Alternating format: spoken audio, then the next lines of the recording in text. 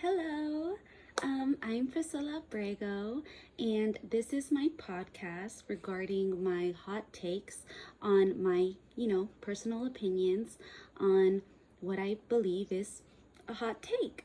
So, on this week's episode, we're going to be going over a very specific hot take that I believe is very important to go over, very important to discuss, to analyze, to dig a little deeper in. So, starting off with the 2008 financial crisis that happened, going back in time, people don't really often think about what's going on culturally, what's going on within pop culture, media, what's going around movies, songs that are popular. But one thing that was keeping everybody up and active was recession pop.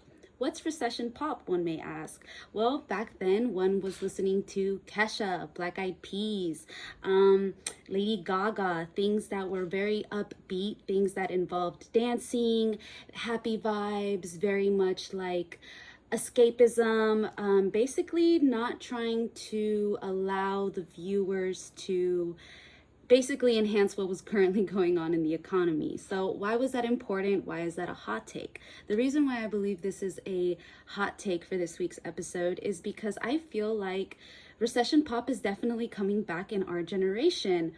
Why is it coming back? Well, the main summary as to why I feel like recession pop is coming back is because in today's day and age, we already have a lot of things going on economically, dealing with recession, debt, inflation. Everybody knows what's going on currently with, politics, the economy. So when it comes to things like that, it just gives us a little throwback to what happened back then. What happened back then? Well, a lot of people listened to songs that helped them feel better, that helped them escape, help them basically get into ideologies that weren't very much like, oh, we're struggling right now, oh, the economy is really bad, things are hitting the fan, basically. So it's one of those things that, the current struggles that were happening back then, they kind of made its way back to our current time in 2025, where, we're having other things that are going on. Like I said, it repeats itself, kind of like the presidency and all that stuff. It's kind of one of those things that a lot of people are seeing a new genre of pop come in with Chappelle Roan or with, what's it called? Olivia Rodrigo. I'm so sorry, not what's it called, but her name, Olivia Rodrigo.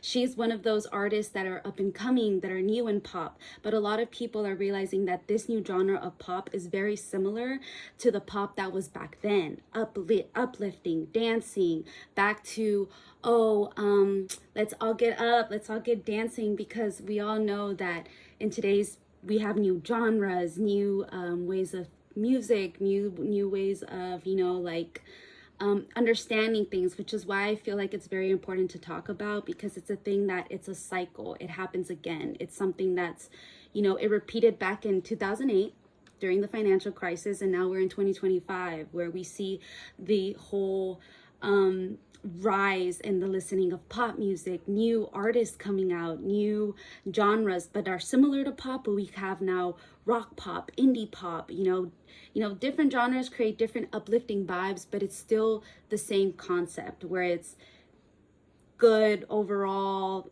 Ignore what's going on currently, use your music to escape, use your music to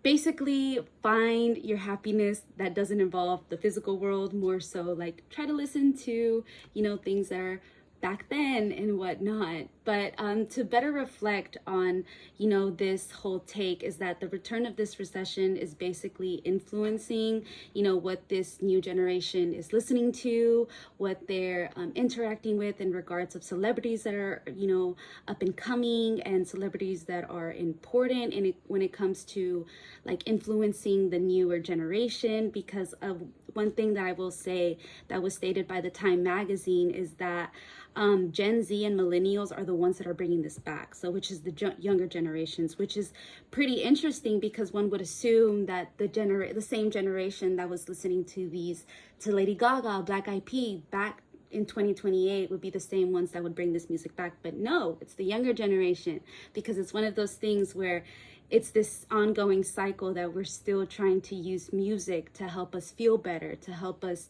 feel like things are going to get better, the back to escapism, to get out of what we're currently dealing with, and so on and so forth. So I feel like this is something that's very much, it's important to talk about. It's important to realize that this is a trend that's happening, and it's one of those things that outside influences do affect that, and outside influences do cause change in music preferences, what type of music we want to listen to, because if we're not in a good state of mind, we're going to want to listen to something positive, to feel a little bit more positive, which is why I feel like the hot take would be recession pop is back. And in regards to like our how would I say it, like standing in regards to like how we are as a society and whatnot, everybody has different perspectives, as the life's good right now, or oh, we're all going through it right now.